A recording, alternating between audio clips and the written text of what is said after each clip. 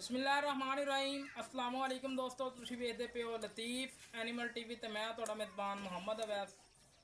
अज फिर वीरां दी खिदमत दे विच झोटी कढ के लैके आंदी है। माशाअल्लाह दूजा वारा सोना है। 6 महीने दी गब्बन। डॉक्टर पास को वीर भरा डॉक्टर नाल लैके आवे, आपदी चैक करा के तसल्ली करके लैके जावे। लोकेशन साडी जिला पाकपतन तहसील आरफ वाला। झोटी कोले मौजूद है इस टाइम दुध जिहड़ा 3 किलो की गारंटी है। 6 महीने की गब्बन है, दूजा वारा सोना है। बाकी तसलियां करवाने हैं। बाकी मजीद डिटेल चाहिए होवे तो अपने वीर नाल करना राबता नंबर 0307 056 6153 कॉल नंबर है, यही व्हाट्सअप नंबर है, यही ईमो नंबर है। बाकी दोस्तों तो वीर भरावां नूं तसल्ली नाल चैक करवा देने हैं। हर एंगल तो मेरे वीर भरा चैक कर लैन, तसल्लियां कर लैन।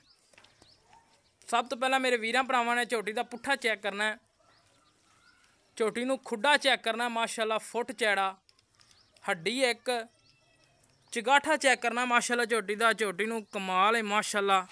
और वलैतना गावां तरह बिल्कुल तीर सीधी झोटी।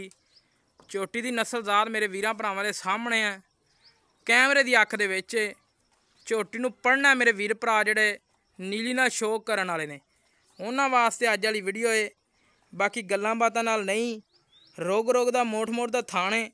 झोटी नूं माशाअल्लाह वट चैक करने ने, झोटी दीयां लत्तां चैक करनियां ने, झोटी की बनावट चैक करनी है। सूह बिल्कुल 2 उंगलां जिड्डी और बिल्कुल बरीक पूछल, चमड़ी बिल्कुल बरीक है। बाकी तसलियां करवा देने। साजी मूँह पट के विखाओ इधर।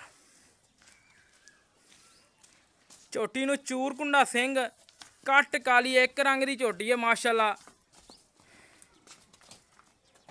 आ सीलतां शराफतां होंदियां ने नीली ने दोस्तों, माशाअल्लाह जी माशाअल्लाह। चूर कुंडा सिंह, मूँह की सील साऊ, दंदां की साडी गारंटी है, हर तरह की साडी गारंटी है। तुन्नी कोड़ी दा झोटी नूं कतरी निशान नहीं, टोर फेर झोटी नूं पूरा नवाबी, झोटी नूं वधर पूरे ने। बाकी लैने दे मुकद्दर नसीब ने, जानवर घरेलू है, बरीक बूथी है तो माशाअल्लाह कट काली है, कन्न छजणगे। चूर कुंडा सिंह एक जिस्म की झोटी है, झोटी नूं तुन्नी कोड़ी का कतरी निशान नहीं है। बाकी लैने दे मुकद्दर नसीब ने। झोटी नूं माशाअल्लाह जिहड़े हैगे ने खोर घोड़े दे सुम्मा वांगू गोल ने बिल्कुल, और लत्तां तीर सीधियां और मोटियां।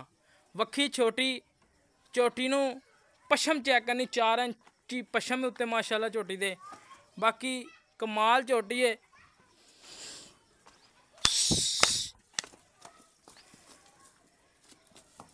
लै दोस्तों माशाअल्लाह रोग दा लाटू वाला थान लग्या, मोट दा ते विरला ते लैदा।